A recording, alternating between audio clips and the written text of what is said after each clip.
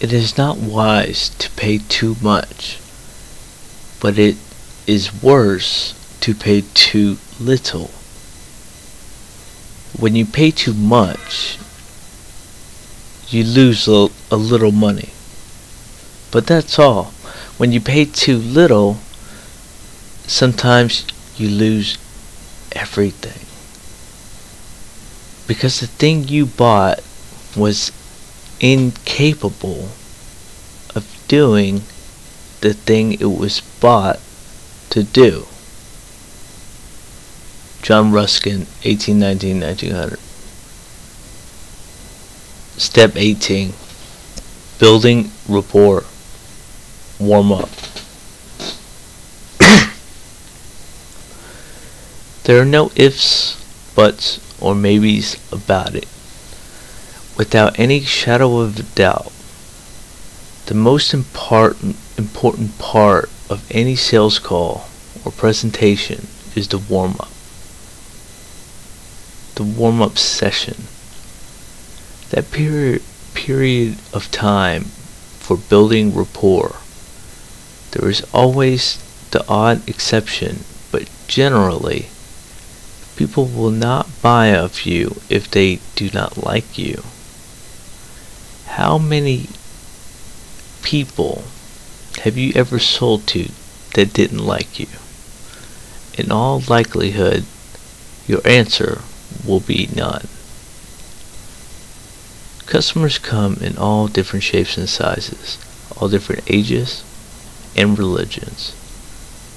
They come in different appearances and from different social classes.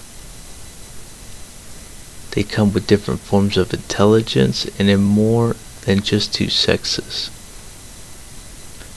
Have you ever wondered why it is the some salespeople can only sell to a certain category of customer? The reason is that they haven't learned or acquired the technique of being able to react to and blend in with all individual customers. They only sell to the ones they can relate to more easily. The period of warming up the customer or building rapport has a number of objectives that can either make or break the sale. Before the presentation has started, let's now look at a few of those objectives and the reasons why they are so very important. Establish rapport so that the customer warms to you and enjoys your company. Once rapport has been established, the customer will start to feel obligated towards you, and he will not want to let you down. Relax the customer. To bring the customer's defense shield down and create a receptive environment. If the customer is uptight and his defense shield remains intact, he will not listen or get involved in the presentation. Instead, he will concentrate on protecting himself. 3. Develop trust so that your customer believes in you, your product, your company. 4. Gather information so that you can find the pertinent information needed to help you close the sale. 5. Establish common ground so that you can relate to each other and get on well together. This makes the customer more favorable towards you. 6. Create a bond so that the customer feels obligated and loyal to you.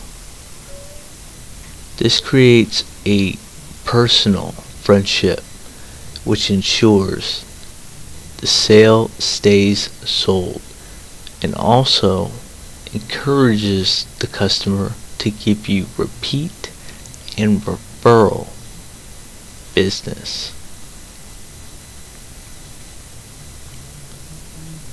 7. Boost his ego. If you put the customer on a pedestal, if you boost his ego and make him feel good about himself, he will also feel good about you. 8. Create a receptive environment so that the customer is relaxed. If the customer likes you and enjoys your company, he will be more attentive and receptive to your presentation.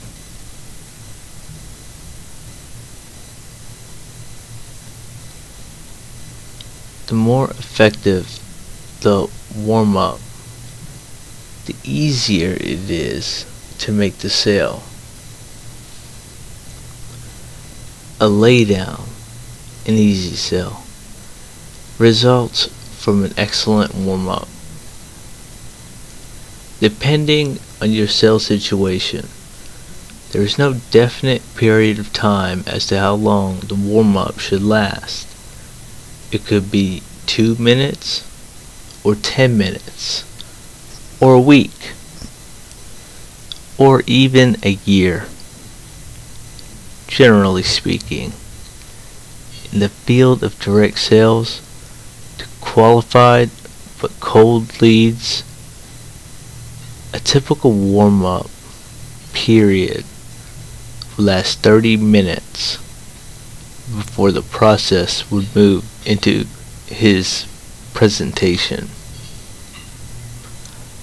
Although no two customers are the same, all customers, being human, have certain characteristics that respond to the efforts of the pro-clo to warm them. In his book, How to Win Customers and Keep Them for Life by Michael Lebeau, gives some unusual tips for establishing rapport.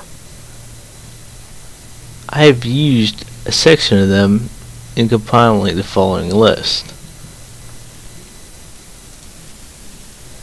Useful tips for building rapport. 1. Develop a genuine interest in the customer, not just his money. 2. Find some common ground. Like, if the customer was in the army, then you were in the army, or your father was, or your brother is, and so on. Be truthful, otherwise you will be caught out and you will lose credibility. Compliment and praise the customer sincerely, but not too frequently. Otherwise it will become obvious that you're stroking his ego. 4. Make the customer laugh. Get him to have a good time, but don't make a fool of yourself.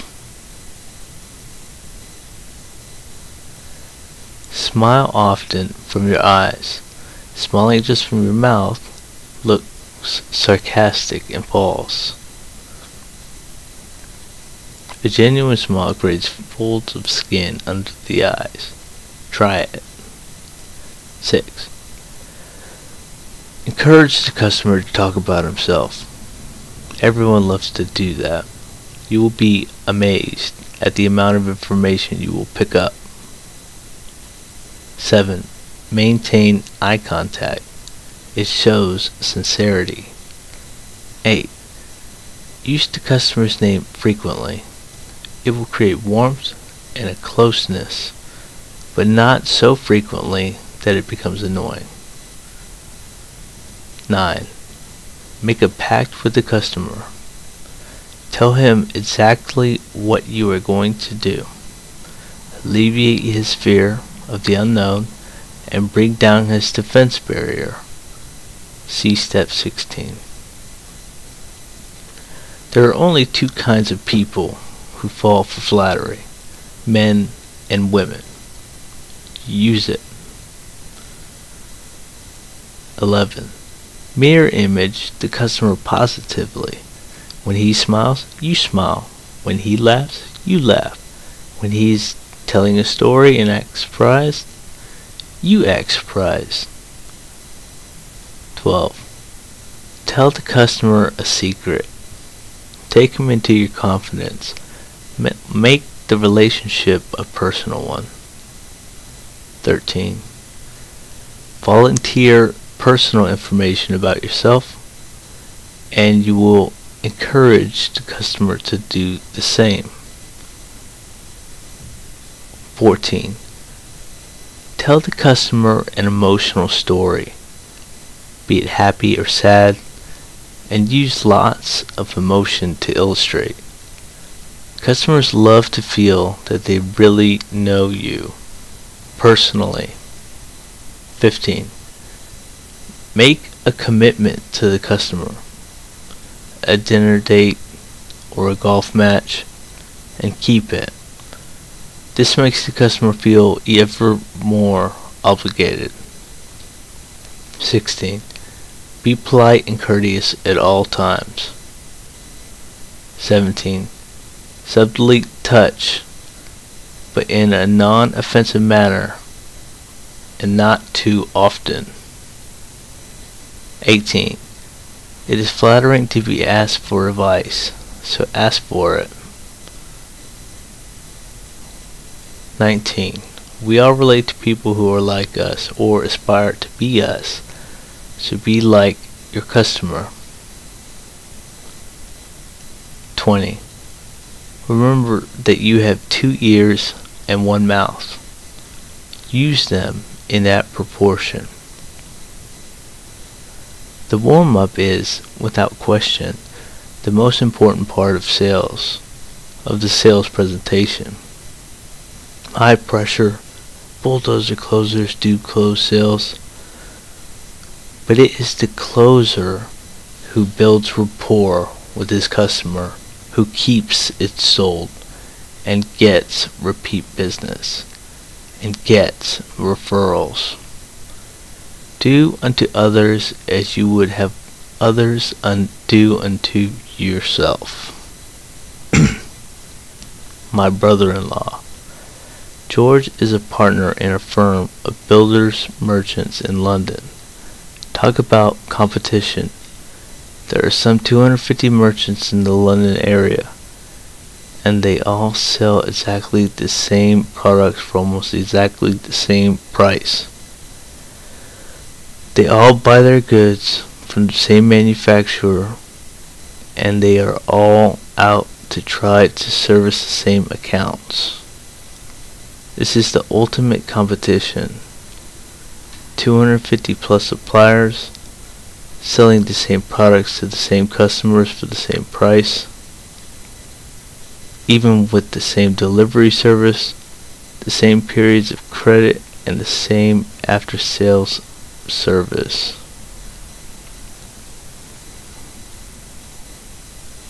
How then does George manage to outshine the rest? How does he, day in, day out, year after year, beat the competition? The answer is simply George's ability to warm people up, to build rapport, is superb. I have never met anyone who doesn't like George, or who could say a wrong word against him, and that includes the competition, although some have tried.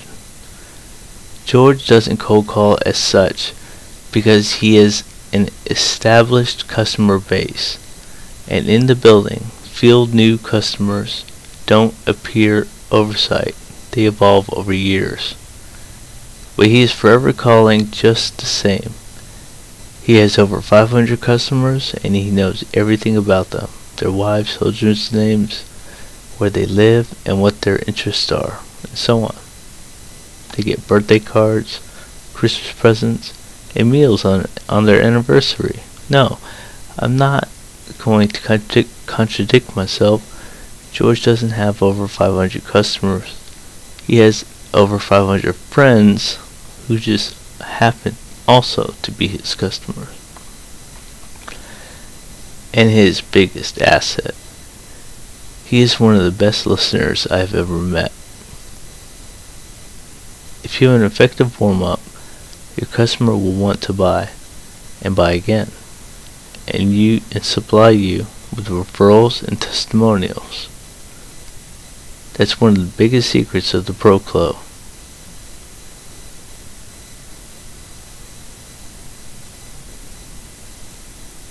Now, just for good measure, give another genuine smile and show those folds of skin that appear under your eyes. Feels good, doesn't it? Recap. Step 14. Always work to a plan of action. Step 15. Understand how it works. The climb to the emotional high point is a gradual one. Step 16. Set the stage for your customer and lay his fears of the unknown. Step 17. Remember the 2 ears, and 1 mouth rule. Listen to your customer and hear what he is saying. Step 18. Build a good rapport, and you're halfway there.